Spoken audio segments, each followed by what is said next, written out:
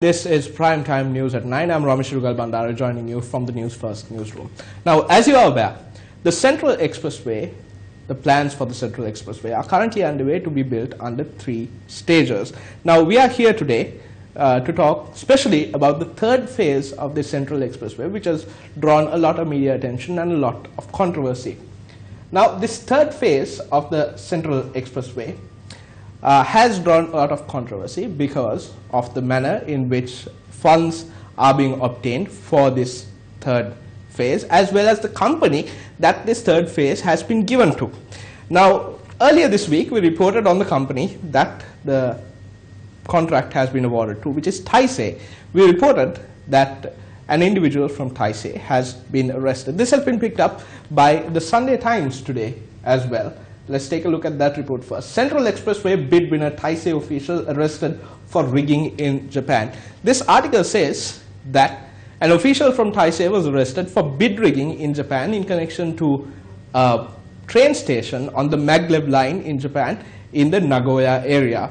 Now, the minister in charge in Japan has gone to the extent of saying that they're even considering disregarding Taisei and other companies involved in this bid rigging system from future contracts being offered by the state. So it's a possibility where Japan will no longer award any state contracts to Taisei and other companies involved in this bid rigging. It is in this backdrop that we talk to you about the Central Expressway, which will be built by Taisei. Now, the cabinet has approved the contract being awarded to Taisei. The cabinet has approved obtaining money from a private bank in Japan for a very high interest rate. Now the question is, why? Why does the government of Sri Lanka continue to go ahead with a company which has a sterling reputation in its own country with regard to one of our most expensive road projects? Why does the CCEM, or the Cabinet Committee on Economic Management, led by Prime Minister Ranil Wickremesinghe, and the subject minister insist on awarding this contract to Taisei, which the bid was initially rejected? The bid submitted by Taisei for this project was initially rejected. So why do they insist on awarding these contracts to such a company? Now, this is not by any chance the first instance where Taisei has been caught with the hand in the cookie jar. Taisei was fined millions of dollars back in 2017 for a similar incident of bid rigging. So, why do we continue to place our trust in such a company? Why not start afresh and do the entire tender process in a fresh way where all the doubts can be cleared? Because there have been a lot of doubts about phase 3 of this Central Expressway. Why not find some other way to fund this stage 3 of the Central Expressway other than taking a loan out of the Tokyo Mitsubishi Bank for a very high interest rate? Now what they're taking is $1 billion for this project. So why not find a better way to do it at a lower interest rate? Why are they constructing this in such a hurry with money obtained through a private bank? Is it because they love the country so much and they want to bring development at a faster pace? Or is it because they want something to put their name on when election season comes along?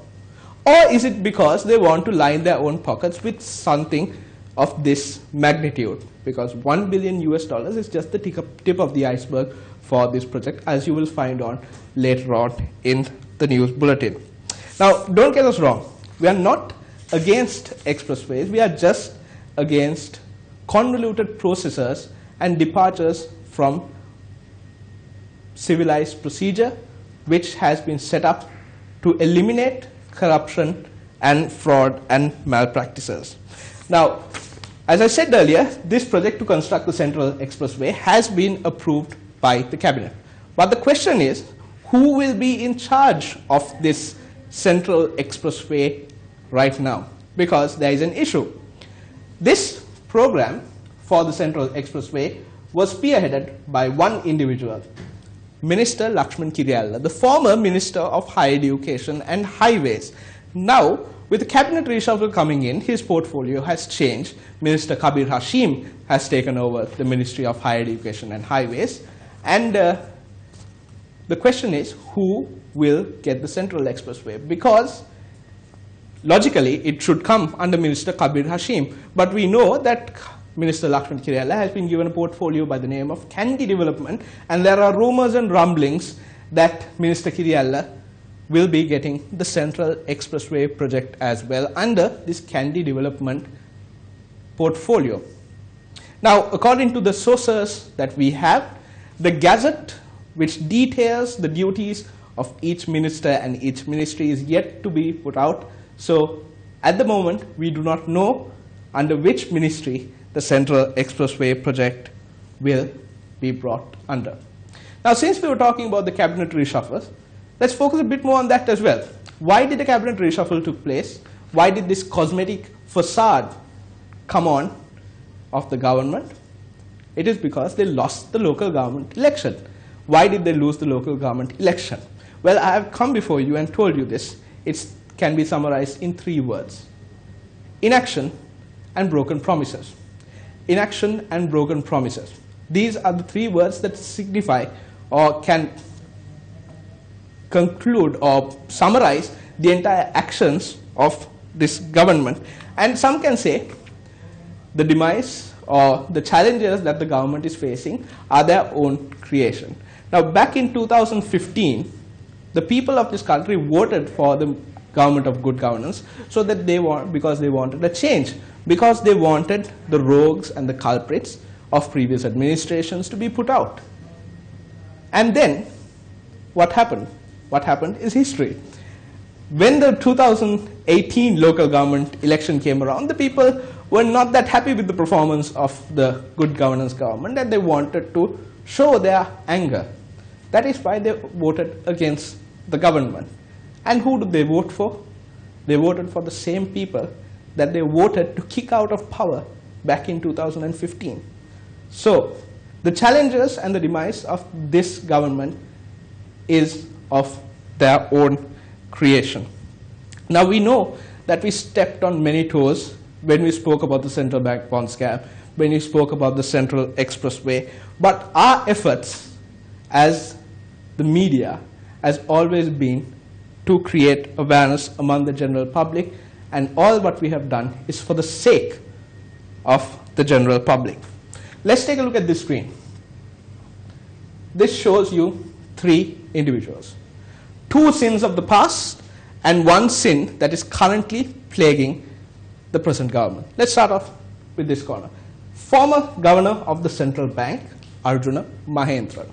Now, the officials are searching for Arjun Mahendran so that they can serve notice on him to get him to appear in court in connection to the bond scam. And the officials are unable to find him. Earlier, when Arjun Mahendran went abroad, his best friend, Prime Minister Ranil Wickremesinghe, came out in Parliament and said, yes, he told me and he went to another country to attend a wedding. But now we don't see the Prime Minister stepping forward to find Arjun Mahendran when the courts want him to appear in front of them. Then on to the next, Jalia Wickramasuriya, former Sri Lankan ambassador to the United States of America. He was arrested in connection to an alleged fraud that took place when purchasing a building for the Sri Lankan embassy in Washington, D.C. And then he was released on bail. He was released on bail so that he could travel to the United States for a period of 3 months so that he could seek medical attention. Well, that 3 months has long since expired and Jalia is not in the country. Udayanga Veeratunga, former Sri Lankan ambassador to Russia. Now, Udayanga was in the media quite prominently over the past couple of weeks, and especially during the campaign trail for the local government elections. We remember a minister going to his electorate in Matra and proudly saying, yes, we have captured him. But it's about a month since the local government elections concluded and Udayanga is still not in our custody. He is still at large. So, in all this, the government has forgotten one very important thing. That is, the very people that put them where they are, the very people who elected them to power. They have forgotten the farmers of this country who are struggling without fertilizer and water. They have forgotten the laborers of this country who are fighting to put a meal in front of their children. They have forgotten the people who elected them to power. So, again, the question is why? Why is this happening? And now, this. The Sunday Times reports today that an Indian government-owned engineering consultancy company has won, without tender, a contract to carry out a feasibility study.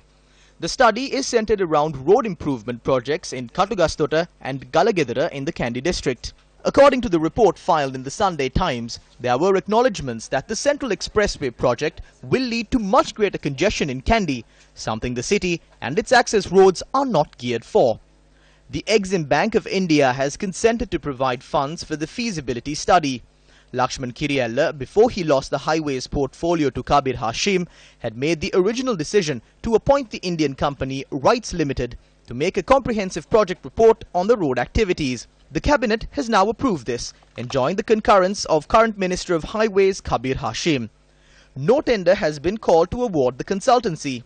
A source from the Prime Minister's office said, quote, "It's from the Indian credit line, so we are not calling tenders," unquote.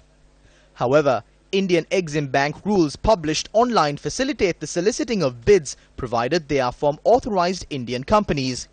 The operational guidelines state the leading bank will invite expression of interest from Indian companies, entities and undertake a pre-qualification exercise for each project at its cost. The list of pre-qualified companies, entities will be provided to the borrowing government. Thereafter, the project will be put to bid under a competitive bidding process by the borrowing government agency. The document says complete transparency and fairness in the award of the contracts by borrowing government to Indian companies under lines of credit is extremely critical. Although the Exim Bank of India expects transparency from borrowing governments, the Sri Lankan government have not called for competitive bids for the consultancy work.